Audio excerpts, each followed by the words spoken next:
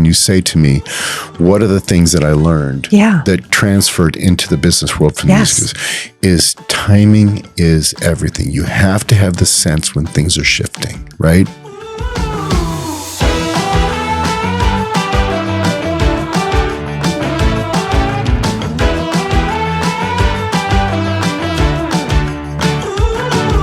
Recovery, renewal, regeneration, those are all words when I think of my wonderful friend, Marc Shannon. Marc, I'm so excited for you to come and talk to us on the podcast today. Thank you for your time. Thank you. I'm nervous. No, I am, because you're such an important person to me. Well, you are equally as important to me. So I want to talk a little bit. Your career has been a fascinating blend of roles. You've been a musician. You've been the VP of sales at a major music industry company.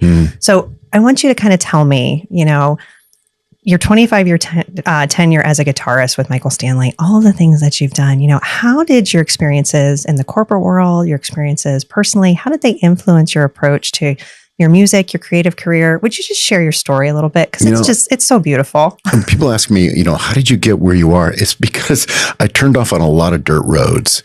I don't think anybody really ends up, especially in the arts, ends up where they thought they would end up. I mean, I always loved music. I grew up, sports and music were my thing. And I was good enough to make teams, but I was the guy at the end of the bench, right? But I could really work hard enough to make a team.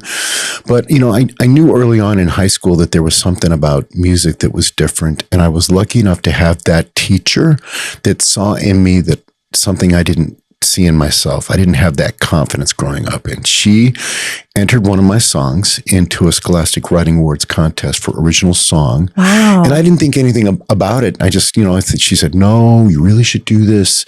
And at the end of the school year, she said to me, started asking me a bunch of questions about the song. I said, what? She goes, I need you to end up coming to the awards night. And I thought, well, this is strange. I didn't even invite anybody. And I ended up getting a national award for that. And so I knew that I could do it. And she showed me that I could do it. So music was always going to be my thing. And I ended up going to Los Angeles, getting into a music school that accepted 120 kids worldwide. And it was a guitar program, brand new. And if you've ever seen the film or The Wrecking Crew, which is on Netflix, you'll see that those were my teachers. And it was, I had to been skill-wise, talent-wise, 119 out of 120. But I lived in a little apartment across from Hollywood High School. I didn't have a lot of training, but I did have one thing going for me because of the way I'd grown up in my family. I had that resilience, that grit, right, of not being able to give up, right? I could fall down, get back up. I don't think I was smarter, more talented than anybody else. I had one thing going for me is I wasn't smart enough to know how to quit, right? That's wonderful. So I just kept going. And I think that a lot of the teachers at that school saw that I could do that, and they gave me opportunities because of that. And some of the teachers helped me get started in the session world there. And I just kept, failing a lot. And I would learn from my failures. And they would say, kid, don't do this, kid, try this. And so in the 80s, I was one of that studio musician kid that, just kind of kept hanging out. And I did pretty well out there. I didn't actually have another job for all of the 1980s except being a freelance musician, which was pretty incredible. That's amazing. I was pretty skinny, but it was a lot of fun. But then I realized that, around the time I was 29, 30, that, I was timing out. And I think that's an important thing that all of us have to do when we're in the business world. When you say to me, what are the things that I learned that transferred into the business world from music is timing is everything. You have to have the sense when things are shifting, right? And you have to be able to say to yourself, I see this, and not be fooled by, that ego part that says, no, I'm going to one more time, and listening maybe to the people around you that say, oh no, you're that guy. You have to be able to trust that intuition to say, nope, things are shifting and I can see it and I need to move. I need to get moving. I think a lot of us do. What is it? I read once in a Harvard Business Review article that most companies that are failing know it, but they fail to be able to make the changes. They know it.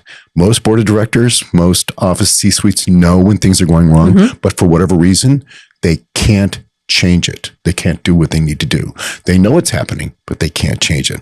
I think that's an important skill that I learned in the music business. I could see the changes happening. I needed to get out of LA and I needed to come back here. I was married at the time and I had a little baby.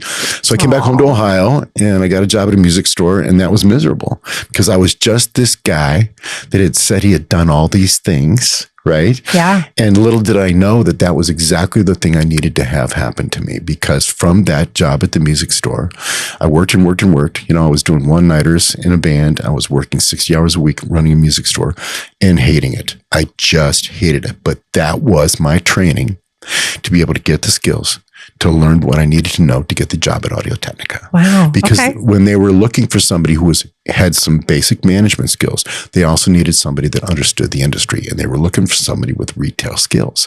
So I started at Audio-Technica in a position that was called regional sales manager. Okay. And I was the guy that went out to the music stores and talked about products. So I was perfectly suited for that. I had the skills, I had the lingo, I knew how to talk to people in the stores. But I also had a little bit of, the entry business ground because I had worked management. I knew how to talk to the managers of the store. I also had the other skill of being able to learn how to work hard. Isn't it work ethic? That's the one thing you can't teach. Isn't that what you find with all of your employees when you size them up? You see pretty quickly within the first, how long does it take you? A couple weeks, maybe? It's usually first 3 weeks. Right. You see work ethic. You see, are they going to do it? Because everybody comes in the front door looking really great, don't they? Always. They're so good. I love them. And you watch their work patterns, you know what I mean? And everybody, looks nice in a nice suit. But then after a while, you start seeing, after a few weeks, maybe even it takes a couple months, can they really deliver? Are they on their deliverables, and how do they deliver the work, right? That's when you start seeing the work ethic, And so, I could do it. I wasn't as skilled as everybody else. I wasn't as smart as everybody else. I didn't have a great haircut, obviously, but I could work hard. And I could keep learning, and I could fall down and fail. And over and over again. I was really great at failing, but, I consider those things really not mistakes. I considered them lessons, and I think went into that. So in my corporate career, basically one after another, I just hung in there, right?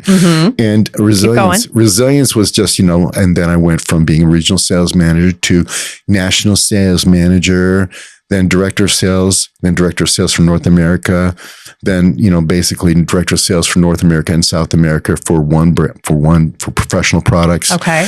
And then I became vice president of sales, and then basically I was vice president of sales for Western Hemisphere for all brands. And I think at one point in time I had 350 downstream indirect reports. Wow. Right. And around that time I developed a pretty good drinking habit too. Okay. So the way I coped with the amount of traveling, I think at one point, I was that guy on the road, I think it was several days a week, several weeks a month for 24 years is what I did. Goodness. So the way I coped with the stress of being gone all the time. And by the way, on the weekends, I was a rock star with Michael Stanley. Yeah. So the way I was coping with it was, I just, at the end of the day, just started having a drink, and then one drink turned into a couple, and I had the gene. Unfortunately, I had the predisposition, like some of us do. I'm a type 2 diabetic also. You know what I mean? I didn't ask for that. No. My dad was a type 2 diabetic. My grandfather was an alcoholic. Guess who inherited both? Aww. Right? So I got both. And thankfully, 11 years ago, I got sober. So, congratulations. But it was, the way I coped with it. Not unusual. We see that, I think, a lot. Yeah. But I was also one of those guys where you would never have guessed that was my coping mechanism. And I was a really good top performer. So if it did show, you probably wouldn't have minded much because I was delivering the numbers. Yeah. Right. So you kind of messed up a little bit at that trade show. Don't worry about it. The customers like him, So those things, I think, were also contributing to the fact that, as long as you're delivering the numbers and, making the board meeting work well and showing up well in that nice suit and delivering the speeches, I think there's a lot of things that people will overlook. Yeah. But after that was all done, I came back to what I really loved, which was music again, So let's talk a little bit about some of that transition. Because, you transitioned from being part of a well-known band, focusing more on your solo career, focusing on recovery. You've got a project like your podcast, Recovery Talk. So what has been, as you've walked through your life and you've done so many things. What has been the biggest leadership lesson you've learned in shifting from being collaborator to the front man to the leader of your own brand? What have you learned as you've had some of those lessons? You don't do it alone, do Yeah. you? You just don't do it alone. No. Right? You have got to get the people around you that are in your tribe. And I think you have an innate sense when you're working with tribe members, don't you? Yeah. You can walk in a room and you can look around and go, that's one right there. I don't know if it's a spiritual thing. I don't know if it's some sort of different level of connection you have, but you just know right away, this is somebody that I can walk with. This is somebody I can work with. And it's different for different people, I think. But I just get a sense that you're walking the same path with people. And it's their, I follow a guy named Scott Galloway. He's a really good podcaster. And he said something the other day. He said, he's talking about, business advice for people that are young entrepreneurs. And he said, anybody that says follow your passion is probably a rich guy that's already made his money, right? Yes, I've heard that quote. You have to follow your talent, right? And I think that you look for people that have that energy, that when you're working, I'm working with a young musician now, his name is Michael Weber. When we get in a room together, it's just elevated. We're just going. The whole energy of the room comes up. Yeah. I think that's what you look for. It's not really work. You're gliding. You're in the boat with somebody, and all of a sudden the room just comes alive and you're working. You feel it. You feel there's an energy. You're not pulling you're not pulling a little red wagon around like, come on, or trying to explain something 3 or 4. There's an energy in the room when you're with your tribe members. That's a different thing. You're not pulling them around. No. Well, you've done a lot of different things. And especially right now, you've launched a Substack, you've got your podcast, you've released multiple albums, you're helping other artists. You have an amazing way in how you connect with people. But I want to know, as someone who's creative, how do you manage that business side of being an artist? I know you've got a lot of experience in sales and the things that you've done with Audio-Technica, but really, how do you do the business part and still protect the time and the energy that you need to do creative work, especially for those small business owners that are listening, that are content creation is something that they're responsible for too? Right. Well, I have a system. Right. Okay. So tell me about this system. I call it my 5 W's of my life. So back in the 90s and the 2000s, I was a big Stephen Covey guy, right? And that was a really, really popular method of organization. Remember the Franklin Covey planners we all had? I just came across some of them. I can't believe I still have them. Are you looking at them No, I think what was important about it was the first time I really had a system of putting it all together and making sense of life management and programming, right? And really, I think what it was is organize your life by roles and goals. Right? So roles and goals still stuck with me. So that whole thing really permeated my approach to my life. So somehow it became this kind of like weird hybrid approach to it, but I call it my 5 W's. Are you ready for this? I would love them. So my 5 W's, and I wrote them down so I could bring them along with you today. So my first of the W of the 5 W is wellness. As a person in long-term recovery, I know that I have got to take care of me first. Because if I don't take care of me, were we just talking about this before the pod? We were. How you doing? I am. How you doing? I'm managing. So my first is number 1, I have got to take care of me. I'm type 2 diabetic. I'm a person in long-term recovery, but I know that if I don't take care of me, nothing in my universe works. If I don't take care of me, my family's not working. My business contacts aren't working. My wife, everything, my whole world doesn't work unless I'm taking care of this engine here. Okay. So for me, that's like working out, you know what I mean? I've got to watch what I put into my body, right? And resting, sleep. So every week I make sure that I'm, what am I doing this week? I set some goals for that. And I try to make something different, something interesting. Okay. So this week it was going to be walking in the Cuyahoga Valley National Park. Well, it's 20 degrees out there. Guess what, Mark? I'm probably not going to get out there that much, but I was out there twice so far this week doing it. Okay. It was freezing. So I got out there what am I doing? What am I doing out there, right? Okay, the next one is warm-heartedness. That's number 2. Who am I going to love? Who am I taking care of? Who's important to me in my life? Because why am I doing all this in my whole world? What am I working for? right? None of us are ever going to get to the end of the line and go, man, I really wish I would have taken that meeting. We're at the end of the line laying in a bed, you know what I mean? Yeah. And, I wish I would have, taken that, wish I would have bought that company. None of us will ever say. What we will say is that we wish we would have spent more time with the people we loved. I wish we would have maybe spent more time with my dad before he passed. I wish I would have said this. All of us will be thinking about the people we love. This is the most important thing. So who can I touch this week? So for me, my kids, I need some extra special time with my kids this week. Each of them are going through their own little thing right now. Yeah. And I got to tune into that, and make sure that I'm being Papa Shan. My wife and I, you know what I mean? We got some communication things we need to be talking about right now. Who else doesn't have that in marriage right now, right? Exactly. Okay. And, there's a couple friends. I made a point this week with the holidays, talk to somebody this week, even if it's just a text, just reach out and go, I'm thinking about you, dude. What's happening? How you doing with that thing? Right. The next one is, of course, this is the big one. W's, working. What am I doing to make the money? Okay.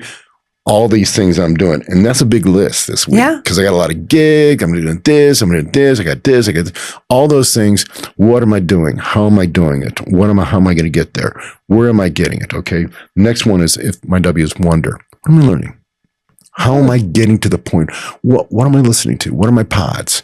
You know what I mean? Because I try to combine things. I try, if I'm walking, what am I learning when I'm walking? You know what I mean? Yeah. And am I listening to the same pods too much? Because sometimes when I listen to the same things, like, okay, I'm relearning this over and over again. I go away from this.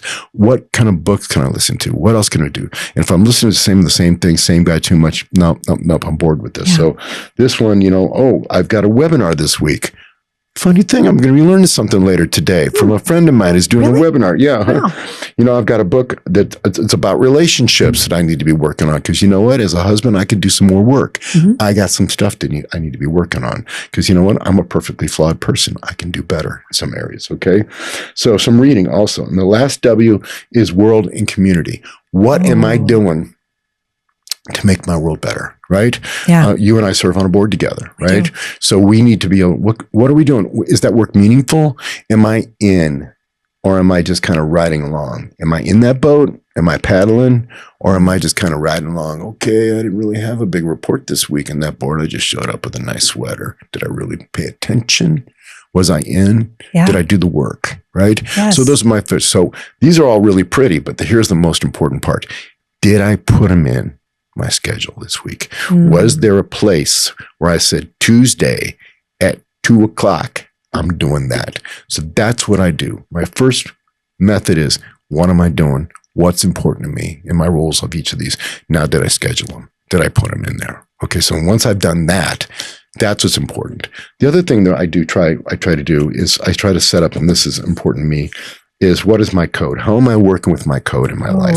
Okay. Yeah. So my daily code, my daily code is something I try to do every day. And it's changed a little bit, but mostly it's pretty much the same. Yeah. So my first thing I try to do is I try to control and work on my emotions. I try to be living with a little bit of equanimity, right? Yeah. Try to stay at a place. So for me, it's stoicism. I can get a little emotional as a creative person. I can be, right? Yeah. So I try to be mindful of my emotions. I grew up in a family that was, there was a lot of emotional weaponizing. Okay. So I try to use, when I'm looking at my emotions, I try to notice what I'm doing. I try to name it and I try to reframe it. Okay. I try to love myself. We're going back to self-care. Okay. Yeah. My other thing is kindness. Kindness matters every day to everybody. It's free. Yeah. It's free. You can do it. Okay. And the other one, which I've been really trying to focus on this year a lot, is not judging people. You never know what somebody's got in their back pocket. Yes. It's really super easy for me to be all judgy, right? Why are you doing that? What's up with that? Why are you doing that? I get to do this. I have to do that. Really? Really, Mr. Judgy Boy? Really? Good really? Self-talk there. Really? Yes. Okay. And the other thing is be generous in all things. Give it away. Just give it away. And that comes from my recovery. You know, and I have really been very, very fortunate in my life. I have everything I need. Everything I need. And I've done that because I've worked really, really hard in my life. So as far as material things, I have everything I need. Yeah. I'm not a billionaire, but who needs that much money? I mean, really? Do you really need that much money? How much is enough? That's a question.